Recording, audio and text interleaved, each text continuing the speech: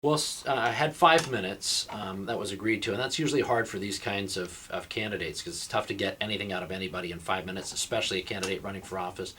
But Santorum did answer the questions that I asked him very directly. I asked him to comment about Governor Gregoire signing the marriage redefinition bill today. I did a follow-up on that, and he was very direct there. Then I asked him about his electability issues. You know, many people say Romney's the electable one. He's, after all, won in Massachusetts. He'll appeal to moderates.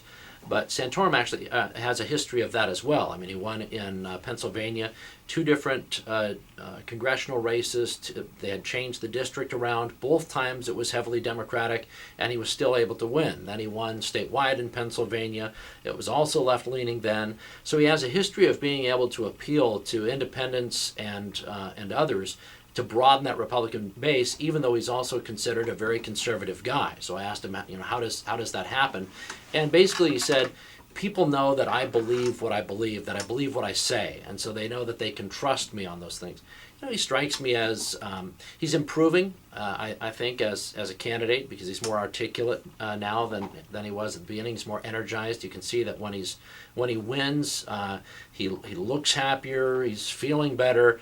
You know, before when he was really struggling, he seemed kind of deflated. So I think he's improved in that respect as a candidate.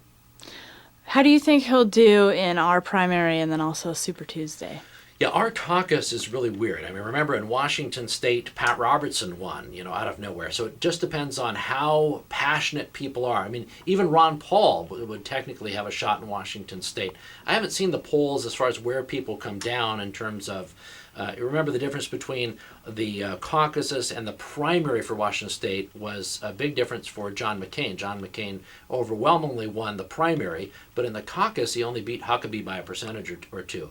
So this year it's all caucus, and so it's, you know, the question will be, will the Santorum camp have that same kind of power to organize in Washington State, and will it be split off? I mean, if you're a non-Romney voter, you still have Newt Gingrich and Pastor Joe Featon, a very prominent evangelical conservative activist in Washington State, has endorsed Newt Gingrich. So how many other conservatives that aren't excited about Romney are actually going for, how many of them are going for a Newt instead of Santorum? That's up in the air, but I think he stands to do very well in Washington State, or at least he could.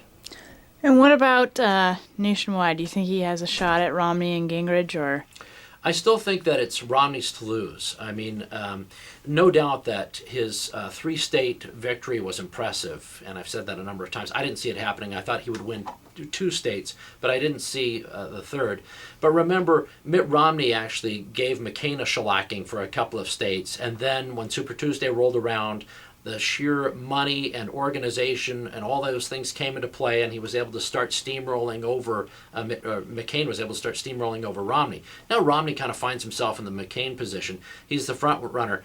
I think it's a little bit different this year in that, you know, Romney is a very known quantity. People are continuing to show that they're uneasy, but they seem to be uneasy with everybody. I mean, look at this roller coaster race where people are going to Newt, then they're going to Santorum, then they're going to Romney, and then back to Newt and Santorum. So there's a lot of flow there. I think you know, Santorum has a shot, but it's an outside shot.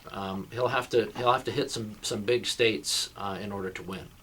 And is this flow negative, or do you see it as sort of a natural occurrence as far as stacking up against the Democrats and Barack Obama? Well, you know, people say, and I heard Sarah Palin say this at CPAC over the weekend, one of the things was competition makes us better. After all, that's what conservatives say all the time. Competition makes things better. And that's true.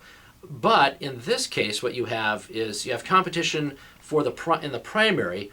And if you have so much competition that you're beating each other up, you still have to compete in the general, where it's only you versus the Democrat. If you've weakened that opponent too much, you know, like if you have qualifying boxing rounds, right, and you're going through there and you got one guy who's going to go on and face the champion. In this case, it's going to be Barack Obama on the Democrat side. But then all of a sudden he has to fight not one, not two, not three, but 18 different fights, and they're slugging it out and beating each other up. Then all of a sudden he's a lot weaker in the ring when he goes in and squares off against Obama. So I am not of the opinion that the long, drawn-out campaign will necessarily help the Republican, especially if the grassroots continue to talk in terms of, well, whoever it is they're supporting, it could be Santorum, Newt, or Mitt Romney, or Ron Paul, or whomever.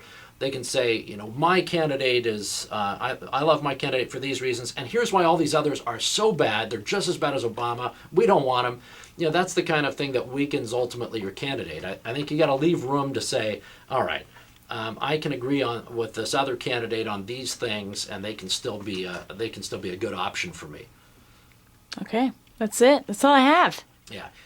Like I say, Santorum and Newt still long shots because Romney's got the money, he's got the organization, but Romney hasn't been able to close anything, and Romney has been his own worst enemy of late. When he was rolling high off of Florida, first thing he did was start stumbling around, showing that business skills are not the same as political skills, and business instincts aren't the same as political instincts. A keen political person would have known. He would never say, well, we're focusing on the middle income, therefore I don't really care very much about really poor people or really rich people, because you're only going to hear about the very poor. You're not going to hear that he also said, I don't really care very much about the very rich. There's that big focus there. Also, it's an unconservative thing to say. That said, Romney strikes me as an inherently decent guy. He just hasn't got anybody excited and passionate yet. And the fact that there's this roller coaster going on shows that nobody has really galvanized the conservative side of things so far. Will there be unity in opposition? At the end, when it's finally a choice between either President Obama and somebody else, probably. Human beings tend to unify easier against something than they do for something.